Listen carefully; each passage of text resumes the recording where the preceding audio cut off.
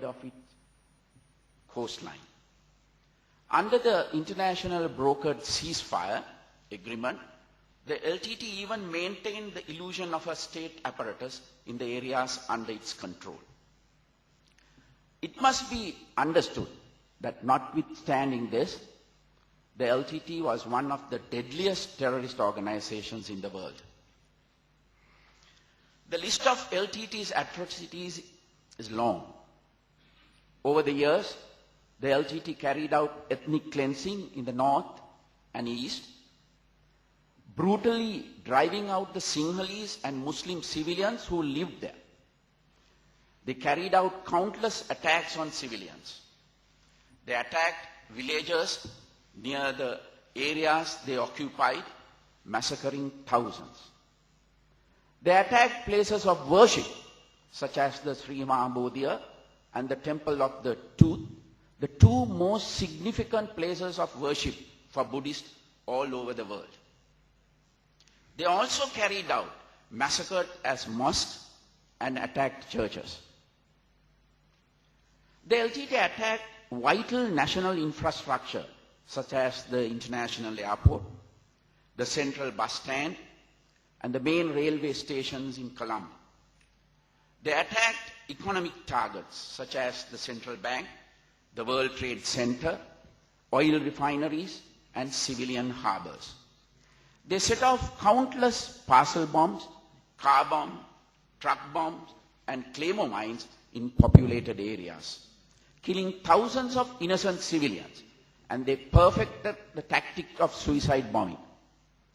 The LTT also carried out a vicious campaign of assassination against political targets, killing the President of Sri Lanka, the former Prime Minister of India, the Defense Minister, the Foreign Minister, several cabinet ministers, leaders of political parties, and large number of parliamentarians. These are all the hallmarks of brutal, ruthless, and unrestrained terrorist organization. The impact of the LTT's atrocities throughout Sri Lanka resulted in untold suffering for our entire population. In the areas outside the LTT's control, ordinary people's day-to-day lives were transformed by terrorism. Parents did not travel together in the same vehicle for fear of orphaning their children by getting caught in a bomb blast. Students' school attendance dropped every time rumors spread about impending terrorist attacks. Law and order deteriorated as terrorism fostered crime and corruption. The underworld became more powerful and its members gained access to arms and ammunition from the various armed groups operating in the country at large. In brief, an entire generation grew up under a veil of fear. There was a complete disruption to civilian life in the entire nation. In the areas under LTT's dominance, life was very much worse. The LTT were no freedom fighters on behalf of a beleaguered populace. On the contrary, they were a vicious group of terrorists that kept the people in the regions they dominated under a brutal dictatorship. The LTT did not tolerate any opposition. The LTT assassinated the leaders of the other armed groups in these areas and wiped out any group members who refused to support its cause.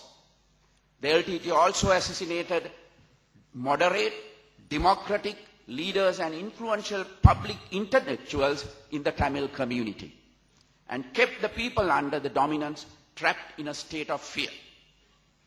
For its part, the Sri Lankan government did everything it could to maintain the supply of necessary services such as electricity, water, healthcare, and education to the people in these areas.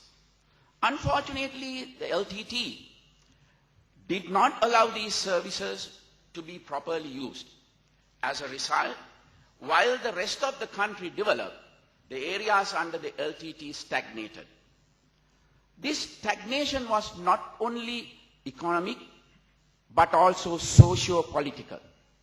Although the LTT claimed to maintain a police force, judicial system, and other trappings of a state apparatus during the time the ceasefire agreement was enforced, these were feeble attempts to disguise a territory under gunpoint. No one in those areas was safe, no one was free. Rescuing the hundreds of thousands of innocent Sri Lankans suffering under the fist of the LTT's brutal fascism was a key priority of the President when he was elected by the people to office in 2005. He was given a very clear mandate by the people to solve the terrorist problem once and for all and win an honorable peace for Sri Lanka. As such, he invited the LTT for direct talks and attempted to restart the stalled negotiations. Typically, the LTT responded by intensifying their campaign of provocation. They blatantly violated the ceasefire agreement then in place. They attacked key military targets, including our highest ranked personnel, and continued attacking innocent civilians. The Claymore mine set off at Kapitigollava and other attacks at various locations all around the country killed hundreds of innocent children, women, and men. The government bore these provocations with patience, but the final straw was when the LTT shut down the sluice gates at Mavilaru, a key irrigational canal for agriculture in the east. This inhumane act cut off water to thousands of acres of agricultural land as well as over 5,000 households and threatened a humanitarian disaster. The government could not allow this situation to worsen, and the government was forced to restore to a military operation to open the Mavilaru sluice gates. Over the years, there had been many attempts at militarily defeating the LTT, but none of these campaigns had met with lasting success. The most distinctive feature of the humanitarian operations launched in 2006 was the clear aim and commitment of the President to rescue the country from terrorism once and for all. Having a clear, unambiguous aim is absolutely vital, as no successful operation can be launched if any doubt lingers in the minds of the personnel entrusted to achieve it.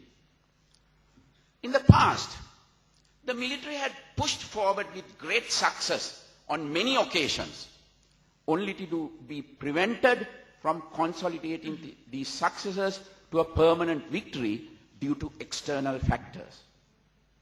In contrast, when our humanitarian operation began in 2006, the military understood that the President's commitment to eradicating terrorism was unshakable. His statements and actions during the humanitarian operations proved this beyond doubt, not only to the military, but to the entire population. As importantly, there was no change in resoluteness from the first day of the operation to the last.